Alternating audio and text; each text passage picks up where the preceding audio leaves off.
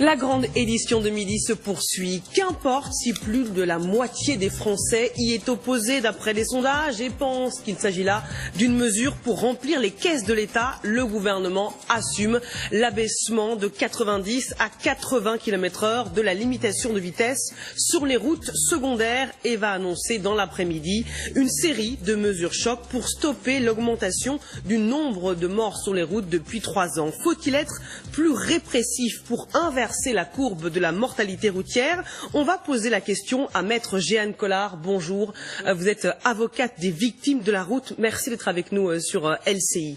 Édouard Philippe assume la limitation de vitesse à 80 km/h sur les routes secondaires, même si la mesure est impopulaire parce qu'il pense qu'il peut sauver des vies ainsi.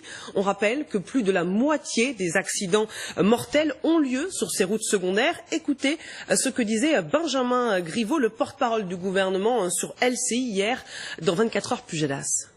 Les experts s'accordent pour dire que ce serait entre 300 à 400 vies d'épargnées avec un abaissement à 80 km/h sur ces fameuses routes à 2 voies sans séparateur. Il n'empêche que pendant la 300 campagne... à 400 vies par an, c'est une vie par jour. Bien, je crois que ça mérite qu'on s'y penche. Si une baisse de 10 km/h peut sauver une vie par jour, ça en vaut la peine? Mais la baisse de la vitesse sauve des vies. Ça, c'est une certitude. Et il faut saluer la mobilisation du gouvernement sur ce sujet. Il y a des années qu'il n'y avait pas eu de gouvernement mobilisé. Mais il y a un vrai problème de sécurité routière dans notre pays. Aujourd'hui, les accidents, ils n'arrivent pas à 80, ils n'arrivent pas à 90, ils arrivent à 110, 120. Aujourd'hui, le 90 n'est pas respecté. Pourquoi? Parce qu'il n'y a plus de contrôle sur nos routes. On a mis les forces de l'ordre à d'autres tâches.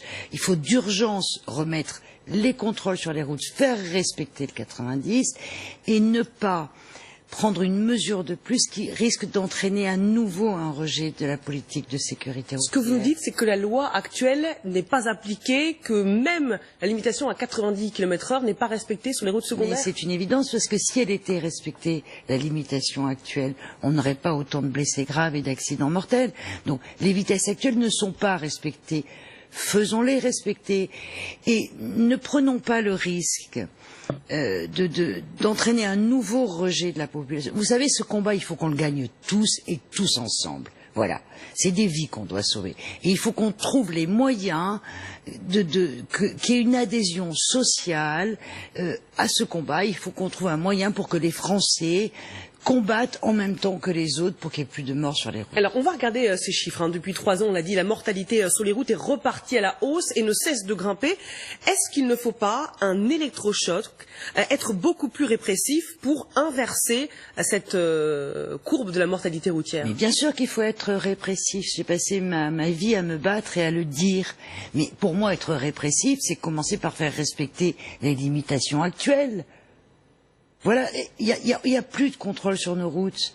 Donc, c'est évident, il faut être répressif, il faut sanctionner les gens qui ne respectent pas le code de la route, mais il ne faut pas rajouter une mesure qui risque d'entraîner un rejet social. Et enfin, si on veut vraiment faire quelque chose, alors baissons la vitesse dans certains endroits où l'infrastructure est très accidentogène et où il faudrait rouler à 50 km/h et permettons dans certains autres endroits de rouler à 90. Faisons un audit de nos routes et adaptons la vitesse à l'infrastructure. Mais attention, il faut l'adhésion des Français à ce combat et je crains, tout en saluant la mobilisation du gouvernement, je crains qu'on ait un phénomène de rejet. Alors il y a un pays qui a pris le contre-pied de la